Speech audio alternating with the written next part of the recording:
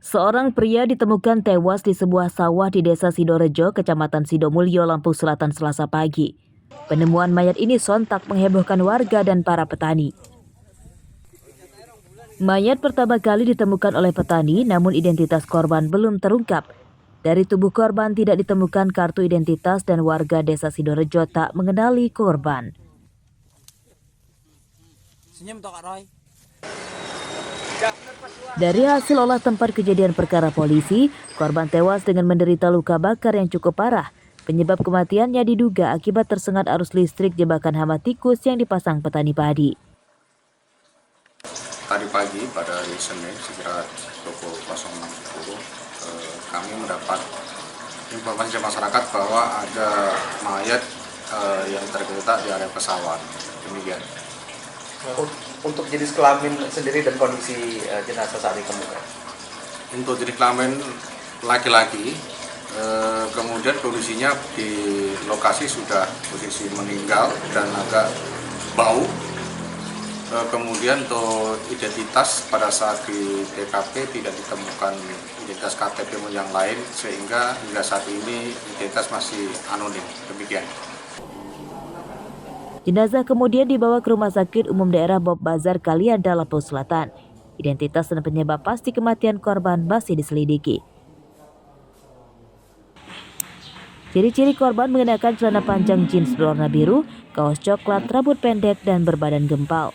Polisi mengimbau warga yang kehilangan anggota keluarga dengan ciri-ciri tersebut segera melapor ke polisi di Lampung Selatan atau langsung datang ke Rumah Sakit Bob Bazar Kalianda. Aris Susanto melaporkan dari Lampung Selatan.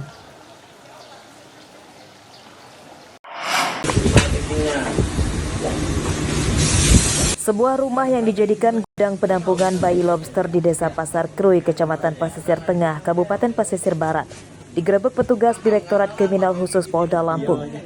Di tempat ini, polisi memergoki 2 orang sedang mengemasi bayi lobster ke dalam plastik. Ini maksudnya ini ada isi apa ya? Keduanya kemudian digelandang ke Mapolda Lampung dan ditetapkan sebagai tersangka.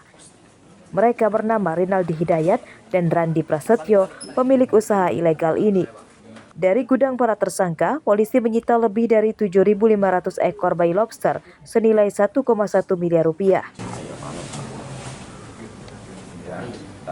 Dalam pemeriksaan polisi mengungkap bayi lobster dibeli para tersangka dari para nelayan di pesisir tengah. Bayi lobster kemudian dijual keluar wilayah Lampung, bahkan ke luar negeri, salah satunya ke Vietnam. Yang bersangkutan mendapatkan bayi lobster ini dari nelayan-nelayan yang berada di wilayah pesisir barat Polda Lampung atau Provinsi Lampung. Ya. Dari sana kemudian mereka melakukan pengemasan bayi lobster tersebut dengan alat-alat sebagaimana yang ada di hadapan kita ini, ya, dan kemudian dijual ke wilayah di luar Provinsi Lampung. Ya. Dari hasil pengungkapan yang kita lakukan ini, kita berhasil mengamankan benih lobster sejumlah 7.500 ekor, ya, yang terdapat dalam kantong plastik yang harus dioksigen dan siap untuk dikirimkan ke luar wilayah Lampung. Seperti diketahui, pemerintah melarang ekspor benih atau bayi lobster ke luar negeri untuk budidaya karena mengancam kesejahteraan nelayan benih lobster Indonesia.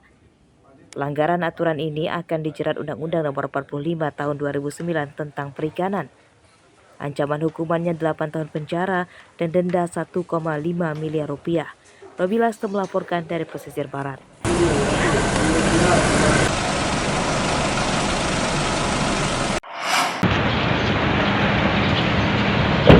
Dua pemulung diringkus polisi karena terpergok mencuri kabel jaringan internet di dalam Pelabuhan Bakauheni, Lampung Selatan. Tersangka bernama Wayan Adiputra dan Yunus, yang seluruhnya warga Serang, Banten. Dari para tersangka, polisi menyita kabel sepanjang puluhan meter serta beberapa mesin perlengkapan jaringan internet. Nanti kabelnya diapain? Rencana mau dibakar. Dibakar terus dijual? Iya. Buat apa uangnya? Buat makan, Pak. Makan. Apa kerjamu? Mulung, Pak. Mulung? Iya. Mulung apa biasanya? Bokal, Pak. Kok bisa nyolong kabel itu gimana ceritanya? Karena Lagi butuh Pak. Kabel itu posisinya hidup, Itu Pak. nggak tahu kesetrum. Kalau yang kecil kan enggak Pak. Oh, itu udah biasa, udah tahu. Belum, baru sekali. Pencurian kabel terungkap setelah terjadinya pelayanan di beberapa dermaga di Pelabuhan Bakauheni terganggu. Kabel yang dicuri itu diantaranya pada jaringan pintu otomatis di jalur penumpang pejalan kaki menuju kapal Roro. Saat dilaksanakan pengecekan CCTV, didapati ada seseorang di gangway 5, dermaga 5 melakukan pemotongan kabelan sehingga mengganggu pelayanan di dermaga 4. Kemudian didalami dan didatangi oleh petugas SDP di sana, didapati juga ditemukan di sana barang bukti berupa kabelan sejumlah 1 roll besar, kemudian juga akses point, kemudian juga switch router TP-Link yang diamankan, memang sudah diambil oleh pelaku untuk dibawa pergi, dan kemudian alhamdulillah bisa diamankan terlebih dahulu oleh petugas SDP, security SDP, dan kemudian juga dikembangkan juga oleh kami. Ternyata temannya yang bernama Wayan tersebut sedang menunggu di dermaga 1, sehingga bisa diamankan 2 orang pelaku pada tadi malam.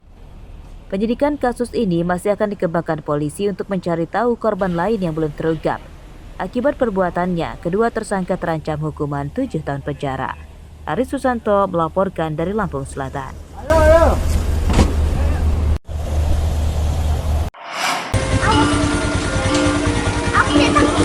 Terpidana korupsi mantan Bupati Lampung Selatan Zainuddin Hasan mengajukan peninjauan kembali atau PK. Sebelumnya, ia divonis 12 tahun penjara dan denda 500 juta rupiah akibat terlibat korupsi dan suap proyek di Dinas Pekerjaan Umum dan Perumahan Rakyat Lampung Selatan. Terpidana yang merupakan adik kandung Menteri Perdagangan Zulkifli Hasan ini sebelumnya sudah mengajukan PK namun ditolak.